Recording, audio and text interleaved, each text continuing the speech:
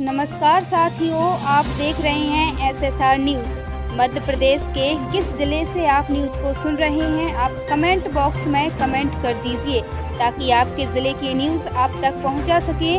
और आपने हमारे चैनल को अभी तक सब्सक्राइब नहीं किया है तो सब्सक्राइब करके बेल आइकन प्रेस कर लीजिए।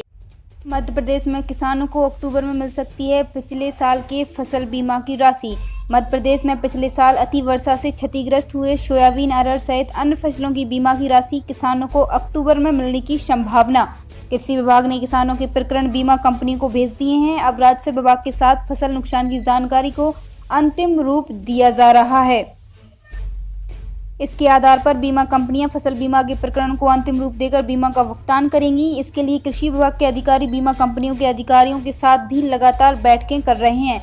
आयुक्त भू अभिलेख ज्ञानेश्वर पाटिल ने बताया कि डाटा एंट्री में जो त्रुटियां थीं उनका कृषि विभाग के अधिकारियों के साथ मिलकर परीक्षण किया जा रहा है। इसे जल्दी अंतिम रूप दे दिया जाएगा। उधर कृषि विभाग के अधिकारियों को कहना है कि इस माह प्रक्रिया पूरी हो जाएगी और फिर बीमा कंपनी प्रकरणों को अंतिम रूप से दे देगी। गौरतलब है कि खरीफ सीजन 2020 में 43 लाख किसानों ने फसल बीमा कराया था, जो कि प्रधानमंत्री फसल बीमा योजना में सर्वाधिक था।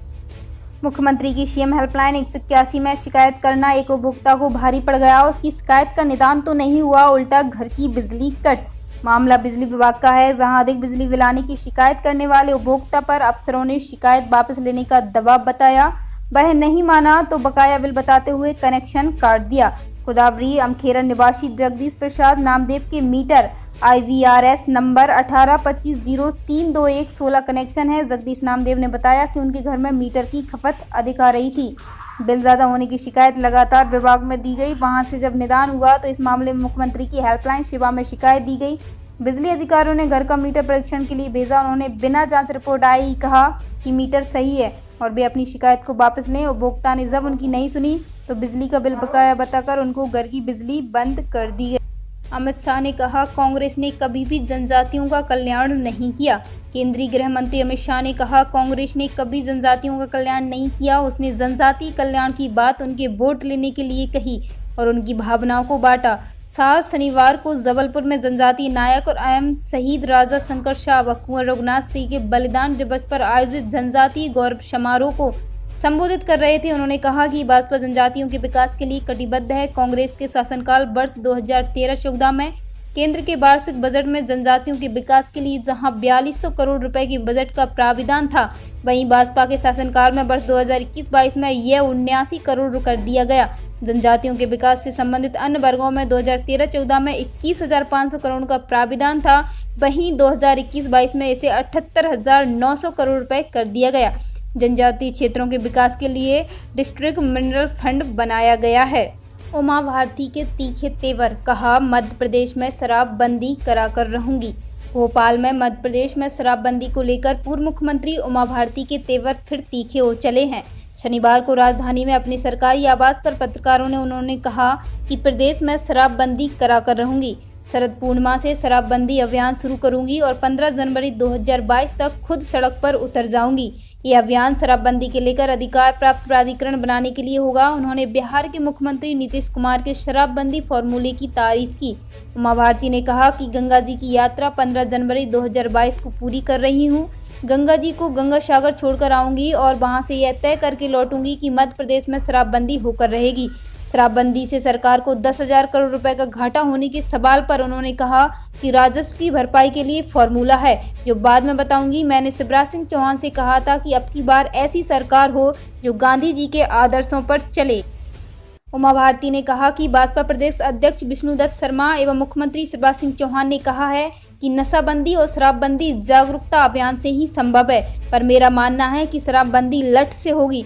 उन्होंने शिवराज सिंह चौहान और विष्णुदत्त शर्मा की तारीफ करते हुए कहा कि मध्य प्रदेश आज अपने दम पर खड़ा हुआ।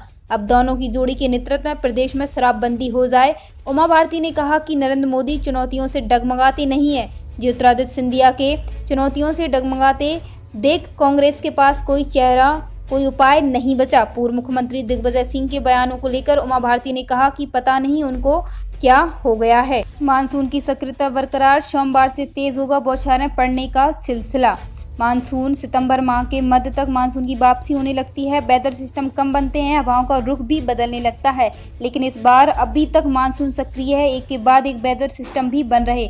मौसम वैज्ञानिकों के मुताबिक वर्तमान में राजस्थान और उससे सटे मध्य प्रदेश पर एक कम दबाव का क्षेत्र बना हुआ है। एक अन्य कम दबाव का क्षेत्र रविवार को बंगाल की खाड़ी में बन रहा है। इस वजह से रविवार को भी राजधानी सहित प्रदेश में अधिकांश जिलों में रुक रुक कर बौछारें पड़ सकती हैं। विशेषकर गुजरात और राजस्थान से लगे मध्य प्रदेश के जिलों में कहीं कहीं तेज बौछारें पड़ने की संभावना।